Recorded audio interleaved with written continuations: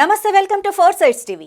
తనపై ఆరోపణలు విమర్శలు చేసిన విశాఖ ఎంపీ ఎంవివి సత్యనారాయణపై విశాఖ తూర్పు నియోజకవర్గ ఎమ్మెల్యే వెలగపూడి రామకృష్ణబాబు తీవ్ర స్థాయిలో విరుచుకుపడ్డారు. మీడియా ప్రతినిధుల సమావేశంలో జనసేన నేత వంశీకృష్ణ యాదవ్తో కలిసి ఆయన మాట్లాడుతూ విశాఖపట్నాన్ని కబ్జా చేసిన మాటవం వాస్తవం కాదా అని ఎంవివిని నిలదీశారు. టీడీపీ భూములను రక్షించే పార్టీ అయితే వైసీపీ భూములను భక్షించే పార్టీ అని విమర్శించారు. ఎంవివి భూ కబ్జాలపై తన వద్ద ఆధారాలున్నాయని చెప్పారు. ఇదే విషయంపై మాట్లాడిన వైసీపీ ఎంపీ విజయసాయిరెడ్డిపై కేసు పెట్టే దమ్ముందా అని ప్రశ్నించారు. బీసీలకు పెద్దపీట వేసింది టీడీపీయేనని గుర్తు చేశారు. 1982 మార్చి 29 అన్న నందమూరి తారక రామారావు గారు పార్టీ పెట్టిన దగ్గర నుంచి ఈ రోజు వరకు ముఖ్యంగా విశాఖ తూర్పు నియోజకవర్గంలో కానీ నగరంలో కానీ మన యాదవ కుల నాయకులు అందరూ కూడా తెలుగుదేశం పార్టీకి వెన్నుదన్నుగా ఉన్నమాట వాస్తవం. నందమూరి తారక రామారావు గారు పార్టీ పెట్టిన దగ్గర నుంచి అసలు మొదలు పెట్టింది అన్న నందమూరి తారక రామారావు గారు. అప్పుడు ప్రముఖ లాయర్ వాసుదేవరావుకి కానీ, ప్రొఫెసర్ పెన్నెంటి వరలక్ష్మి గారు కానీ, కార్మిక నాయకులు పల్లా సింహాచలం గారికి కానీ, రాజేంద్ర రమణ గారికి కానీ, అదే రకంగా ఉత్తరాంధ్రలో వివిధ బీసీ కులాలకు చెందినటువంటి ఎర్రనాయుడు గారు అవ్వచ్చు, కళాయంకట్రావు గారు అవ్వచ్చు, అయ్యనపాటి గారు అవ్వచ్చు, అదే రకంగా బండారు సత్యనారాయణమూర్తి గారు అవ్వచ్చు, శాసనసభ్యులు గణబాబు గారు అవ్వచ్చు, ఇప్పుడు మా పార్లమెంటరీ పార్టీ అధ్యక్షులు పల్లా శ్రీనివాసరావు గారు అవ్వచ్చు, వీళ్ళందరికీ అసలు బీసీల పార్టీయే తెలుగుదేశం పార్టీ.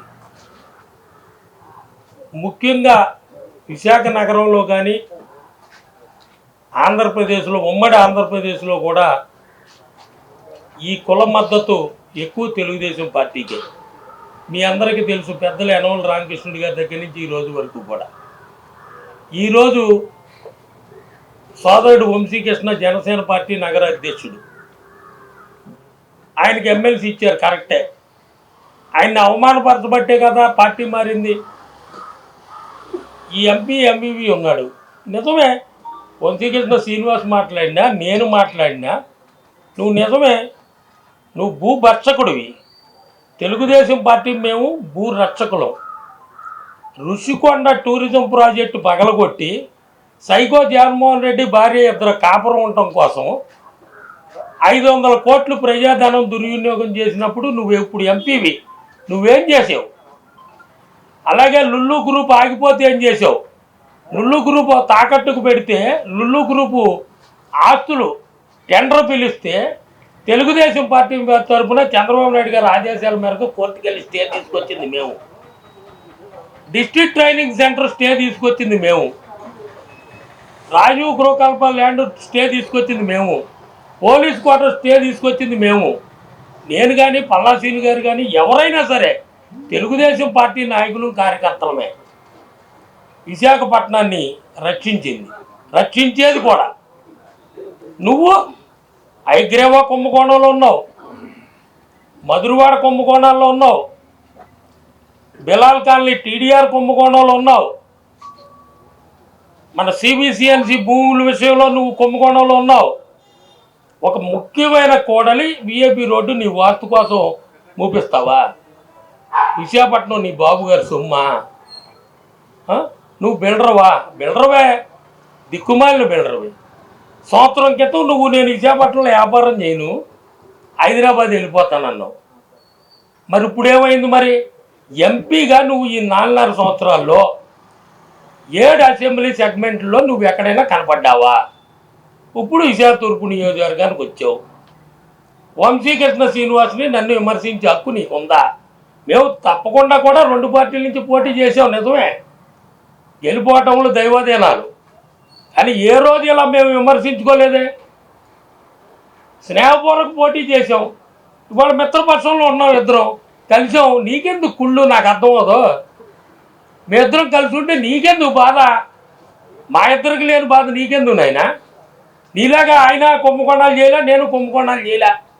విశాఖ నగరంలో కానీ తూర్పు నియోజకవర్గంలో కానీ వంశీ సంగతి, నా సంగతి తెలియని వాళ్ళు లేరు. సంవత్సరం క్రితం నువ్వు నీ ఎపిసోడ్ రాష్ట్రం అంతా తెలుసు.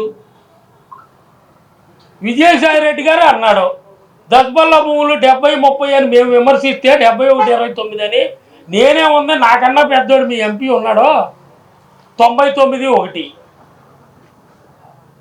ఆయన అన్నాడు నువ్వు వెళ్ళి విజయసాయి రెడ్డిని అడుగు, వంశీ మీద కేసు పెడితే ఏమైంది, విజయసాయి రెడ్డి మీదకు పెట్టు కేసులు, దమ్ము ధైర్యం ఉంటే.